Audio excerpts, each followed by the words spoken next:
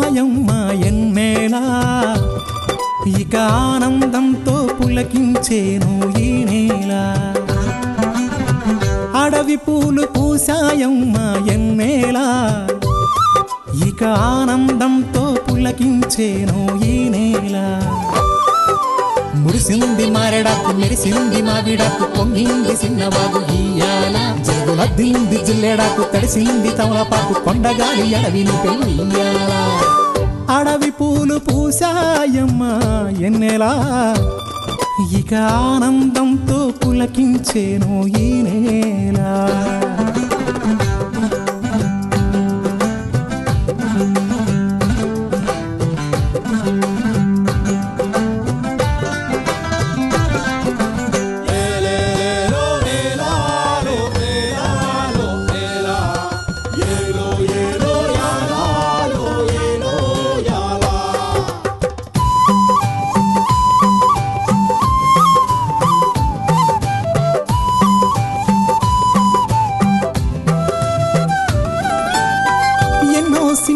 ఆశలున్నాయి ఎన్నో ఊసులు పంచుకున్నాయి కలిసే తోడుగా బతికేలా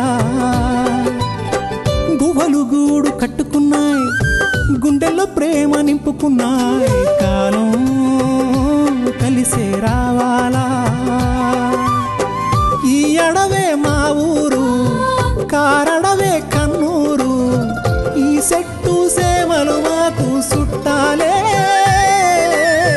మాకున్న కట్టాలు తీరుత్తది అమ్మోరు మా పిల్ల జల్ల సల్లగా నూరేళ్ళు ఉండేళ్ళు దీయించు తల్లి మీరు మిలమిల సెలయేటి గలగల సిన్నారి నవ్వున నిలవాల కళ్ళ కపటాలు ఎరగని ఈ మంచి మనసుల బతుకుల్లో తొలిపొట్టు కొడవాల అడవి పూలు పూసాయమ్మ ఎన్నేలా ఇక ఆనందంతో పులకించేను ఈ నేల ఇక ఆనందంతో పులకించేను ఈ నేల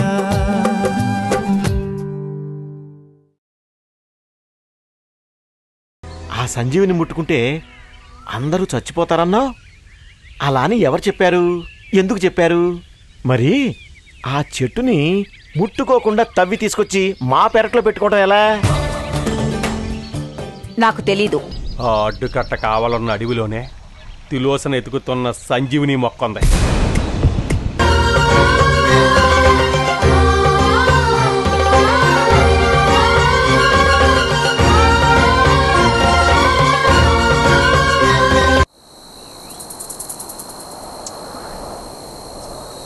అసలు నీ మాట నేను ఎందుకేనాలరా నువ్వేదో పిచ్చి పిచ్చిగా వాగేసినంత మాత్రానా నీ మాట నేను ఎందుకేనాలి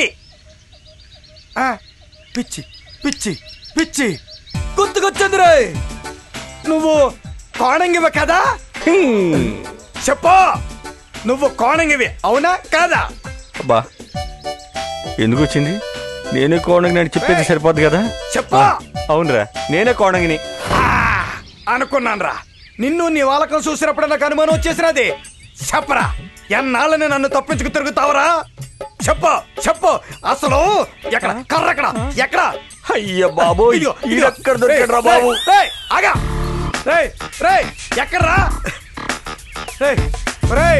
కోణంగి ఆగరా ఇవాళ నీ ఎంత సొత్తానో నీ చేతిలో నా సావు తప్పదురా ఇక్కడ అన్నావా వస్తన్నా ఆగా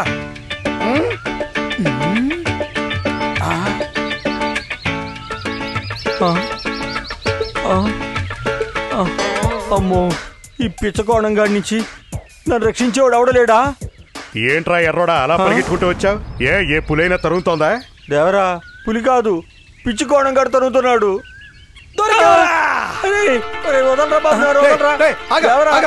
రక్షించాలి ఇదేంటి నాకిద్దరు దేవర్లు కనిపిస్తున్నారా నేను ఎవరినో తరుగుకుంటూ వచ్చాను ఎవరినబ్బా నాకేం గుర్తు రావడం లేదు ఇదిగో చిన్నదేవరా నీకు ఎవరైనా కనిపించారా పోనీ పెద్ద దేవరా నీకెవరైనా ఇలా పరిగెత్తుతూ కనిపించారా జిత్తు కదా? మళ్ళీ కనిపెట్టావురా? మరి కనిపెట్టరేంటి? ఈ అడవిలో పెద్ద పెద్ద మీసాలు వేసుకు తిరిగేది జిత్తునే కదా.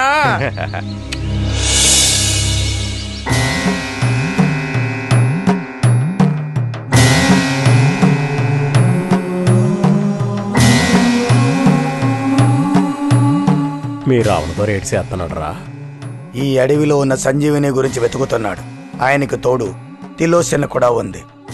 ఇద్దరూ కలిపి ఆ మొక్కను వెతికి పట్టుకుని దాని మీద ఏయో ప్రయోగాలు చేసి పెద్ద పెద్ద దేశాలకు అమ్ముకుందామని ఆశపడుతున్నారు పిచ్చి వాళ్ళు.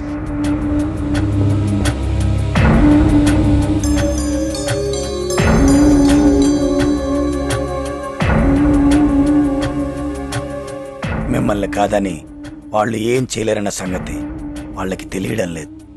నాలాంటి వాళ్ళు చెప్పినా అది పిచ్చి అనుకుంటున్నారు. నన్ను పిచ్చివాడిని చూసినట్టు చూస్తున్నారు. మీరు చెప్పినట్టు అది దైవాంశ సంభూతమైన మొక్క. నాదొక చిన్న కోరిక. జాతర రోజుల్లో జరిగే ఆ అద్భుతాన్ని నేను కూడా నా కనులారా చూడాలని నా కోరిక. అయ్య బాబోయ్, తప్పకుండా తీరుతుంది. నాకేమైంది? రే కోణంగి, నువ్వు మారిపోయావురా. కోణంగా ఎక్కడ? ఆడిగానిట్టొచ్చాడా? ఇవాళ అంతోసం అన్నట్టు నేను ఇందాక తరివింది నిన్నే కదా. నిన్ను వదిలిపెట్టే ప్రసక్తలేదు. ఇవాళ నా చేతిలోంచి తప్పించుకునేవరా? రాజమయ్య గారు, మీరు ఏం మాయ చేశారు కానీ అతను తన మనసులో మాట ఉన్నది ఉన్నట్టు చెప్పేశాడు. నేను మా అయి చేయలేదు. అతనికి పట్టిని మా ఆయని తొలగించినాను అంతే. అంతేకాదు, జరగబోయే ఆ మహాద్భుతాన్ని నేను కూడా చూడాలనుకుంటున్నాను. అది మీ పక్క నిల్చొని. తప్పకుండా జరుగుతుంది. జరుగుద్ది. నువ్వు చెప్తే తప్పకుండా జరుగుద్ది. కానీ ఒక్కసారి నేను తప్ప అందరూ ఆ అద్భుతాన్ని చూస్తారా అంటున్నావు. ఇప్పుడేమో ఈ దేవర గారు నీ పక్క నుండి ఆ అద్భుతాన్ని చూడాలి అంటే సరే అంటున్నావు. ఏంటో నాకేం అర్థం కావట్లేదు. అర్థం అవడానికి కాకపోవడానికి మధ్యనున్న చిన్న సంధిలో ఉన్నావు. ఒక రకంగా చెప్పాలంటే దాన్నే అయోమయం అంటారు.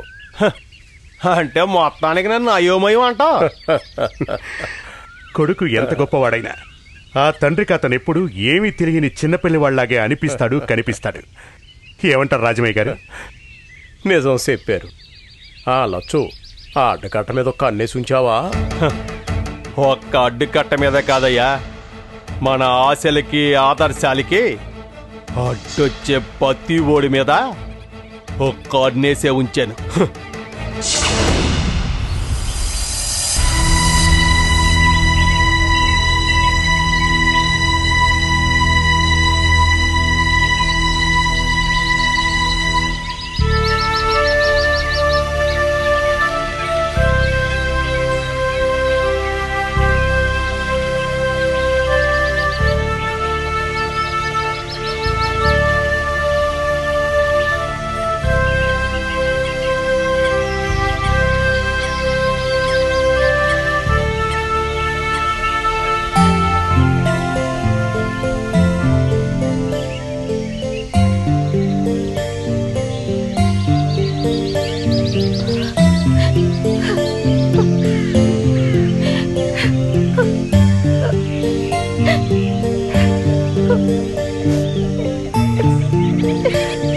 అమ్మా,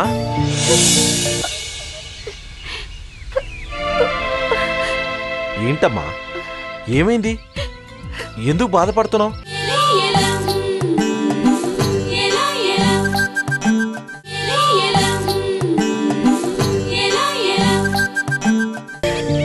అమ్మా,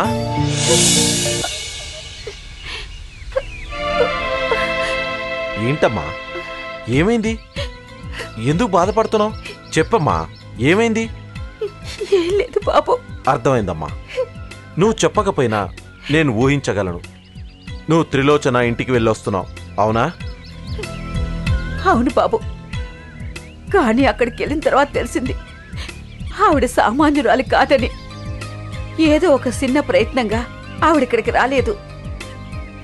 ఎట్టాగైనా ఆమె అనుకున్నది సాధించి వెళ్లాలనే పట్టుదలతో ఉన్నట్టుగా అనిపించింది ఆ త్రిలోచన్ని చూస్తే. త్రిలోచన, ఆ పేరులోనే ఉంది పట్టుదల. మీకెలా తెలుసు బాబు? నేను ఐఏఎస్కి ప్రిపేర్ అయ్యేటప్పుడు చదివిన ఆ చరిత్ర నాకింకా గుర్తుంది. పల్లవుల ఆడపొడుచైన త్రిలోచనా పల్లవి తన తాతగారైన పల్లవునికిచ్చిన మాట కోసం విష్ణుకుండిన వంశాన్ని అంతమొందించిన కరుడుగట్టిన ఆడదానిగా చరిత్రలో నిలిచిపోయింది. ఆమె పేరు పెట్టుకున్న త్రిలోచన కూడా ఆమెకి ఏమాత్రం తీసిపోని విధంగా ఉందని తెలుస్తోంది. ఏమో రవిబాబు, మీరు, లచ్చన్న, బండ, జిత్తు ఇలా అందరూ దూకుడుగా ఆమె చర్యలను అడ్డుకుని ఆమెకి ఎక్కడ కోపం తెప్పిస్తారోనని నాకు చాలా భయంగా ఉంది. మా వాళ్ళు ఆవేశపరులు. కొంచెం వాళ్ళ ఆవేశాన్ని ఆలోచన పర్లేని మీరే ఎలాగైనా కట్టడి చేసి తెలివిగా ఆ త్రిలోచన వ్యూహాన్ని తిప్పికొట్టాలి. ఎందుకంటే అతి గర్వంతో, అతి మూర్ఖత్వంతో ఆమె చేసే అతి తెలివి పనులు మొత్తం మన్యాన్నే తుడిచిపెట్టుకుపోయేలా ఉన్నాయి. అవునమ్మా, ఆవిడ కేవలం సంజీవిని గురించే వెతుకుతోందని, దానిని తీసుకుని వెళ్లి పరిశోధనలు చెయ్యబోతోందని మాత్రమే నాకు తెలుసు. కానీ దానివల్ల మన్యానికి వచ్చిన అనర్థమేమిటో నాకు తెలియదు. నిన్నటి వరకు నేను అట్టాగే అనుకున్నాను. కాని రాజమయ్య చెప్పిన తర్వాత అర్థమైంది ఆమె ఎంత ప్రమాదకరమైన పని తలపెట్టిందో. ఏంటమ్మా ప్రమాదం? సాక్షాత్తు దేవుళ్ల కొరకు దేవుళ్లు నిర్మించుకున్న అడ్డకట్టు ఆవలివైపు అడవుల్లో ఉన్న ఆ దేవతా వృక్షం మానవుడి చెయ్యి తగిలితే అది విషపూరితమైపోయి చుట్టుపక్కలున్న కొన్ని యోజనాల వరకు విషం ఎగజిమ్మి అందరూ ప్రాణాలు కోల్పోతారు. ఆ చుట్టుపక్కల అసలు భూమి మీదే ప్రాణమన్నదే మిగలదంట.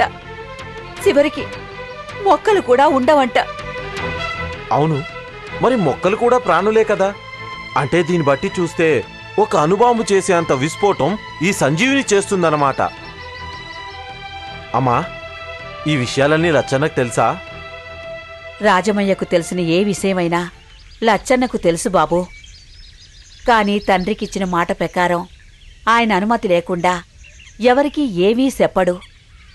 కాని మీకు మాత్రం చెప్తాడు.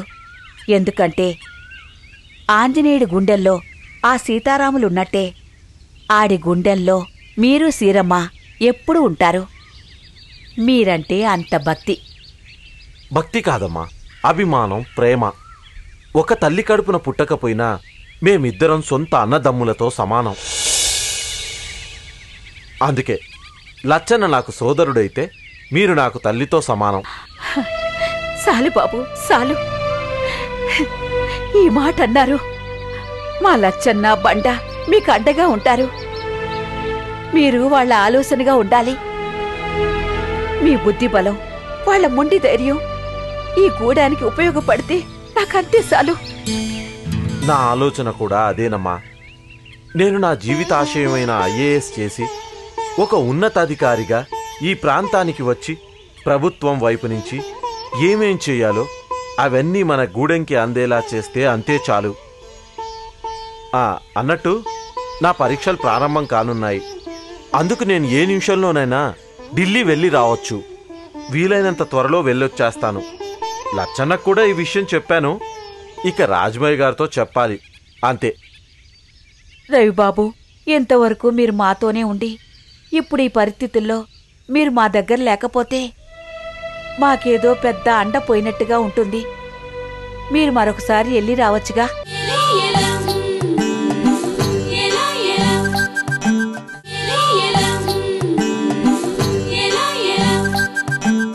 రవిబాబు, ఎంతవరకు మీరు మాతోనే ఉండి ఇప్పుడు ఈ పరిస్థితుల్లో మీరు మా దగ్గర లేకపోతే మాకేదో పెద్ద అండ పోయినట్టుగా ఉంటుంది. మీరు మరొకసారి వెళ్ళి రావచ్చుగా. లేదమ్మా, ఇప్పుడు వెళ్తేనే మనం అనుకున్న సమయానికి రాగలుగుతాను. అయినా నేను ఇప్పుడంటే ఇప్పుడే ఈరోజే వెళ్ళిపోవటం లేదు. త్వరలోనే వెళ్ళి వచ్చేస్తాను అని చెప్తున్నాను, అంతే. సర్లే బాబు, జాగ్రత్త. అలాగేనమ్మా, వస్తాను బాబు.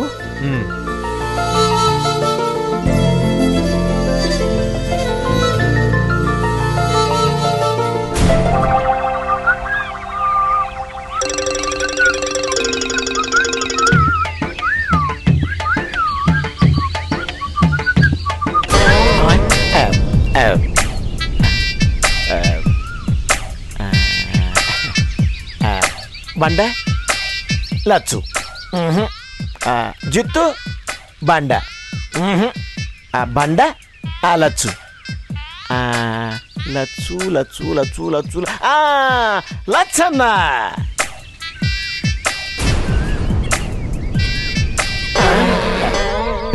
రవిబాబు మీరా?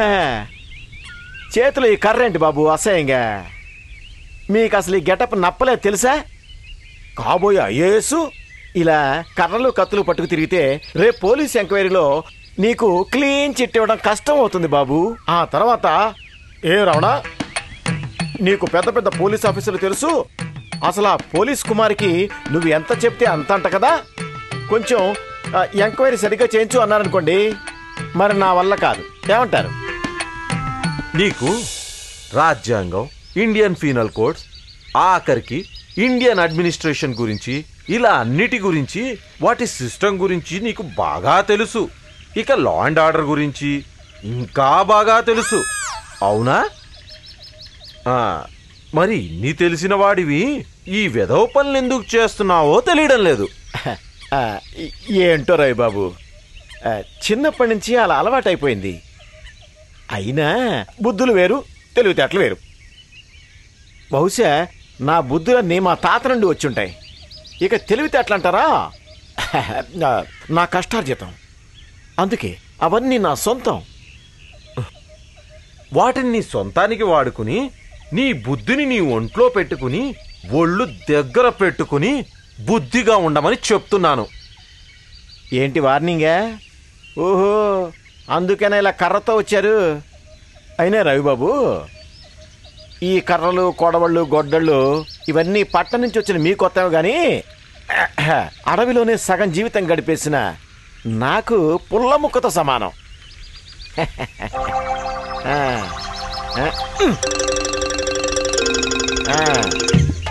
ఈ పుల్ల పుడకలు నన్నేం చేయలేదు రవిబాబు. చా, అవునా? అవును. వెనకటికి పూర్వకాలంలో మా బంధువు ఒకడు హిరణ్యకశిపుణ్ణి ఒక వరం కోరుకున్నాడంట.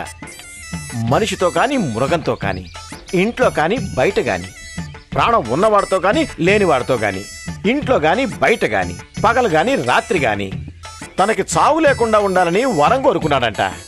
అంత తెలివైన వాడు. అందుకేగా నరసింహావతారంలో శ్రీహరి చేతిలో చచ్చాడు. మోసం చేశారు. ఆయన మావాడి కూడా ఉండాలిలేండి. ఆయన ఎందుకు డైరెక్ట్గా నీ చేతుల్లో చావు ఉండకూడదని కోరుకుంటే సరిపోయేది. అందుకే నిన్నొకటి అడగదలుచుకున్నాను. ఏంటది?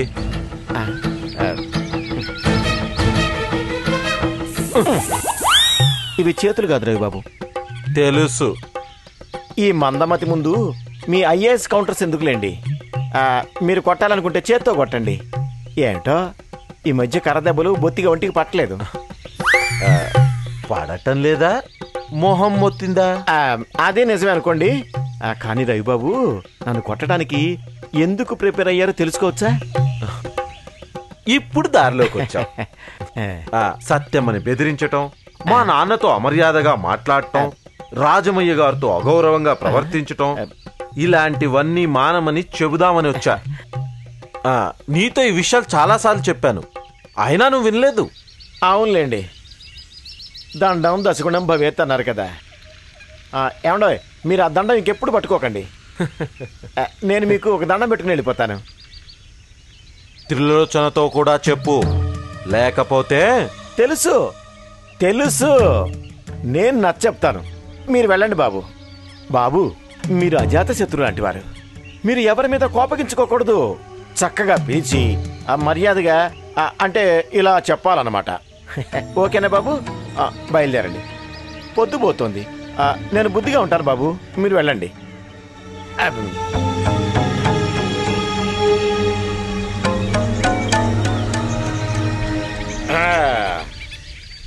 అలుగుటయే ఎరుంగని అజాత శత్రువే అలిగిన నాడు. ఓడగొట్టిన నాగలి నాకేమవుతుంది?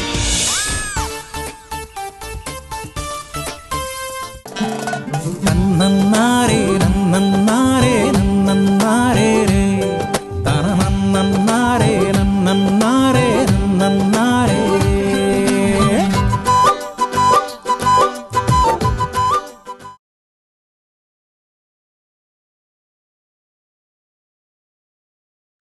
నన్నన్నారే